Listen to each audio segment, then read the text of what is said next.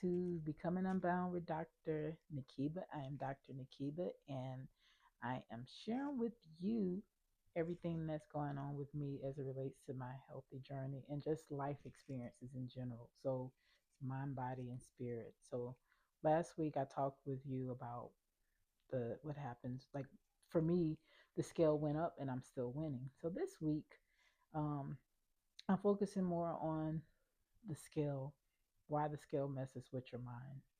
So last week I shared with you like the story about the dating experience when I was younger years ago and how people would equate a number on the scale with the looks.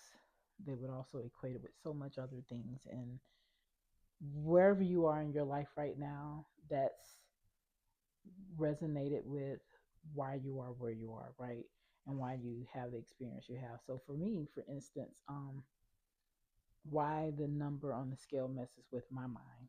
So the story that I share, I believe I shared it on my channel some years ago. So when I was younger, like a teenager,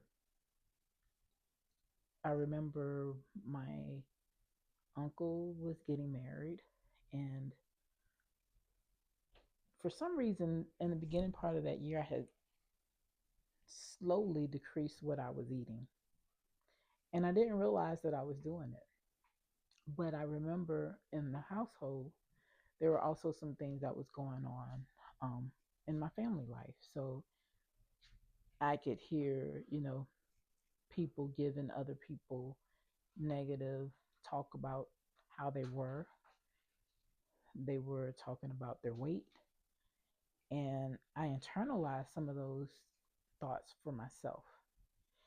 And so I used to watch people grow up. I mean, I used to watch, I was growing up thinking the number on the scale really was a measure of who you are as a person. And I can remember at a very early age just comparing myself to family members, um, friends. I can remember as far as sixth grade, we were all on the scale and just looking at each other, kind of thinking like, what's the BMI and things like that. So I feel like at a very early age, the number on the scale really is something that can have something to do with what you think about yourself. And it really has something to do with, I feel like the way you're raised and how you connect with that number on the scale, like, is it something more? And so when you lose or you gain, for some of us, it feels like either a positive or it feels like a negative aspect of it. I've never been a skinny person in my life. I've been small, but I've never been skinny. So I can't be the person to relate to what someone who's smaller goes through with the number on the scale. There's some smaller people that's trying to gain weight. There's some smaller people that's trying to stay where they are, wherever it is. But for some reason, um, the number on the scale, some of us equate it with success and not being successful. And when you let that number on the scale mess with your mind, it's because you really are equating why your life is where it is. And, gaining and losing weight is something that it's easy. It's on the outside. So someone can actually look at you, they can look at the number on the scale and make a judgment just based off a number alone. And the number on the scale doesn't tell you everything that you need to know about yourself, right? I knew someone who was extremely small. On the outside looking in, to me, they were like the picture of a very healthy person. They looked like they had very little body fat, but they were an extreme diabetic. Like they were having extreme issues with diabetes. Not saying just because you're heavier, you won't have those issues. But what I'm saying is when you tie your success and your failures to a number on the scale, and that's the only measure you have, it can really wreak havoc with your mind. So I want us to start thinking more about what can I do and tie my success to something more than just a number on the scale. What I will say is what I attempt to tell myself on a regular basis, like, you're more than a number on the scale. And so for me, If I want someone else to think that I'm more than a number on the scale, then that's what I have to start believing about myself. And that's what I have to start showing other people. It's easy for someone to look at us and whoever you are and make a judgment, but that's not the full picture. And then if we allow that to be our full picture, and if we allow that to be our story, then that's what we're going to always allow to have an impact on us. And so as I'm learning, as I'm growing through it, when I want myself to be more than a number on the scale, then I get to focus on things other than a number on the scale.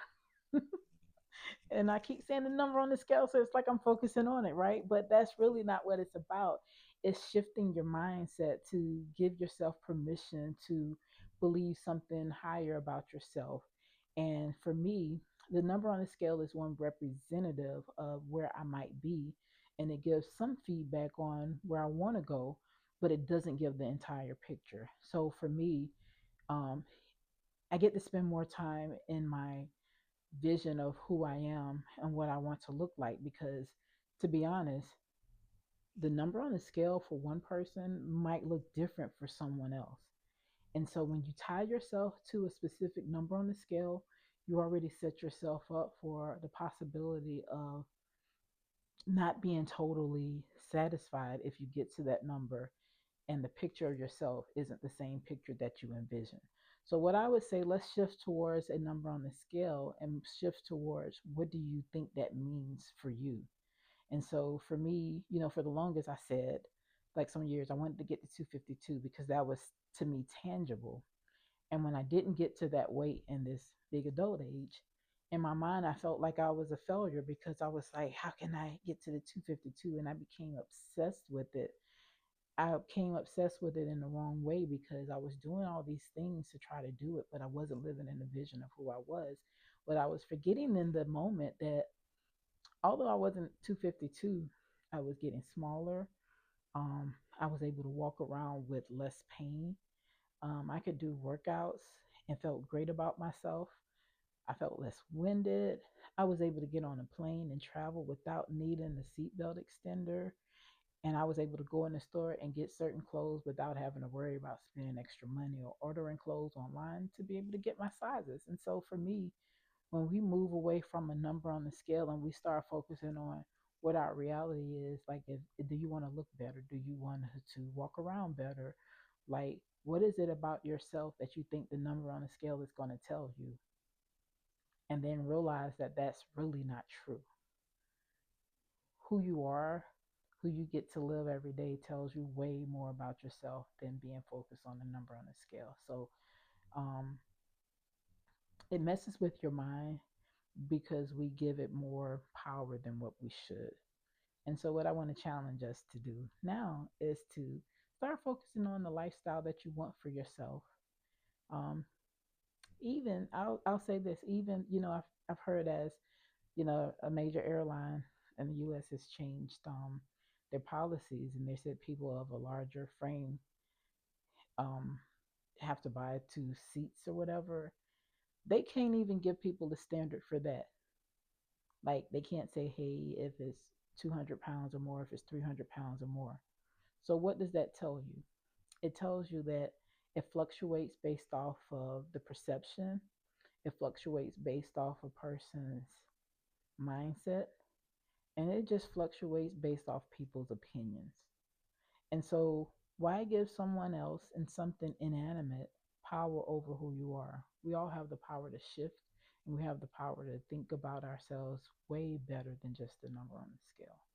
So, tell me, for me, instead of me focusing strictly on a number, I'm going to focus on the habits that I want for myself. Who do I see myself? How do I vision myself? And I see myself as a healthy woman who is able to get on a plane without the need for a seatbelt extender, without the need for trying to think whether or not she needs to pay extra for a seat, who's also just able to walk around freely without feeling pain, um, and that can recover from her workouts easy, and that if she trips, that her body is strong enough to sustain a fall or to even prevent the fall.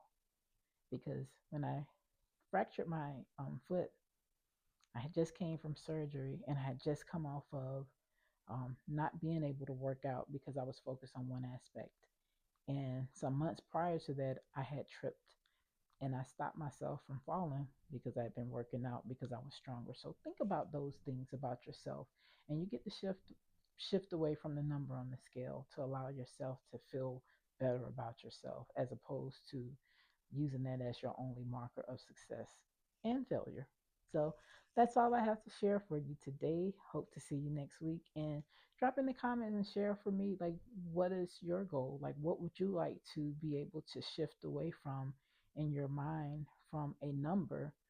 Or it might not be a number on a scale, it might be something else, but what is something that you want to shift away from and work more in your vision? So hope to see what you comment on, and let me know how are you becoming unbound from that. So I will talk to you later. Have a great day. Bye. Jangan di samping nek kamu. Di tengah di atas sadel. Ah, di atas sadel.